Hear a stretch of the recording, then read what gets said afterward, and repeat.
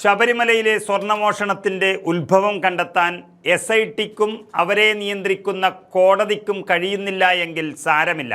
അതും ശബരിമല അയ്യപ്പൻ തന്നെ ഭംഗിയായി നോക്കിക്കൊള്ളും. അതിൻ്റെ പണി തുടങ്ങിയിട്ടുണ്ട്. അത് തന്ത്രിയല്ല, മന്ത്രി തന്നെയാണ് ചെയ്തിരിക്കുന്നത് എന്ന് വളരെ വ്യക്തമായി വരുന്നു.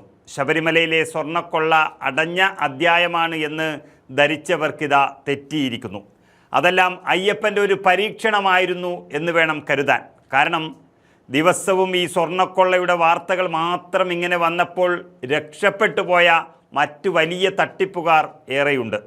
മുഖ്യമന്ത്രിയുടെ വിനീത ശിഷ്യൻ ഗണേശൻ മന്ത്രിയുടെ കാമകേളിയും സ്ത്രീപീഡനവും അതുപോലെ ഡാറ്റ തട്ടിപ്പും പാർട്ടിയിലെ വിഭാഗീയതയും ഫണ്ട് തട്ടിപ്പും അടക്കം നൂറുകണക്കിന് വാർത്തകളെല്ലാം മുങ്ങിപ്പോകരുത് എന്ന് വിചാരിച്ചത് കൊണ്ടാകണം ചെറിയൊരു ഇടവേള ശബരിമല വാർത്തകൾക്ക് കൊടുത്തത്.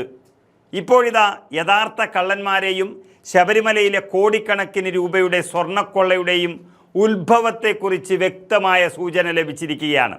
അതുപ്രകാരം ശബരിമലയിൽ മോഷണം തുടങ്ങിയത് കടകംപള്ളി സുരേന്ദ്രൻ്റെ നേതൃത്വത്തിൽ അദ്ദേഹം ദേവസ്വം മന്ത്രിയായിരിക്കുമ്പോൾ എന്നാണ് പുറത്തു വന്നുകൊണ്ടിരിക്കുന്ന തെളിവുകൾ സൂചിപ്പിക്കുന്നത്. ഇതൊരു നിമിത്തം എന്ന പോലെ ഏറ്റവും വലിയ ചങ്ങാതിമാരായിരുന്ന അയ്യപ്പൻ്റെ സ്വർണം മുഴുവൻ കൊള്ളയടിച്ചവർ ഉണ്ണികൃഷ്ണൻ പോറ്റിയും അതുപോലെ കടകംപള്ളി സുരേന്ദ്രനും ആദ്യം തെറ്റിപ്പിരിഞ്ഞിരിക്കുന്നു.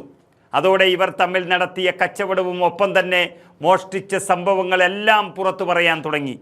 അതിൽ ഉണ്ണികൃഷ്ണൻ പോറ്റി എന്ന സ്പോൺസറും അതുപോലെ കർണാടകത്തിൽ നിന്നുള്ള ഗോവർദ്ധനും രമേശ് റാവുവും തുടങ്ങിയ സ്വർണ്ണക്കച്ചവടക്കാർ എല്ലാം മൊഴി നൽകിയിരിക്കുന്നത് കടകംപള്ളി സുരേന്ദ്രൻ എന്ന മുൻ മന്ത്രിക്കെതിരെയാണ്.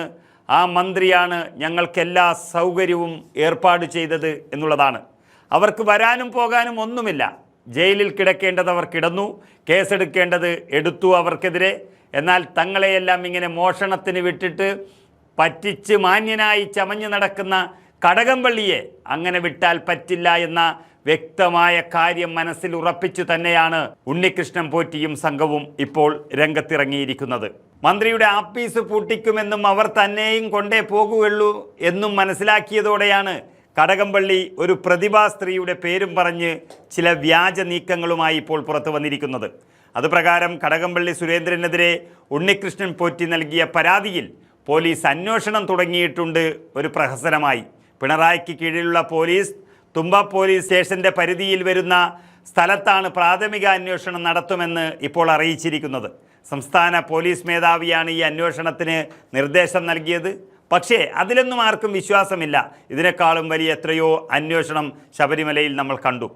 കടകംപള്ളി സുരേന്ദ്രനാണ് സ്പോൺസർമാർക്ക് ദേവസ്വം ബോർഡ് പ്രസിഡന്റിനെ അടക്കം പരിചയപ്പെടുത്തിയത് എന്നും മോഷണത്തിനുള്ള എല്ലാ സാഹചര്യവും ഒരുക്കിയത് എന്നും SITക്ക് മുന്നിൽ തന്നെ പോയി പറഞ്ഞതാണ് ഉണ്ണികൃഷ്ണൻ പോറ്റിയും അതുപോലെ കർണാടകത്തിലെ ഈ വ്യവസായ പ്രമുഖരും. പക്ഷേ അതിലൊന്നും SIT എന്ത് നടപടി സ്വീകരിച്ചു എന്ന് ചോദിച്ചാൽ ഒന്നും സ്വീകരിച്ചില്ല എന്നാണ് പറയുന്നത് നല്ലത്.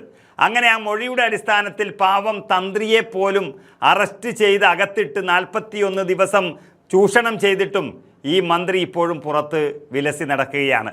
എല്ലാ മൊഴിയും എതിരായിട്ടുള്ള കടകംപള്ളി സുരേന്ദ്രനെ അറസ്റ്റ് ചെയ്യാൻ കൂട്ടാക്കാത്ത SIT വലിയ പരാജയമായിരുന്നു എന്ന് തന്നെ പറയേണ്ടി വരും. അവരുടെ കുറ്റപത്രം പോലും ഇതുവരെ സമർപ്പിച്ചിട്ടില്ല. അതിലും അവർ പരാജയപ്പെട്ടു. എല്ലാ പ്രതികളും ജയിലിൽ നിന്ന് ഇറങ്ങിയോടി. പാവം തന്ത്രിയെ അകത്താക്കി മന്ത്രിയെ രക്ഷിച്ചെടുത്ത ഈ പ്രത്യേക അന്വേഷണ സംഘവും അത് കണ്ടുപിടിക്കാൻ കഴിയാതിരുന്നിട്ടുണ്ടെങ്കിൽ കോടതിയും അതിൽ പശ്ചാത്തപിക്കേണ്ടി വരും എന്നുള്ളതിൽ ഒരു തർക്കവുമില്ല. പക്ഷേ ഇതെല്ലാം അയ്യപ്പൻ നോക്കിക്കൊള്ളും.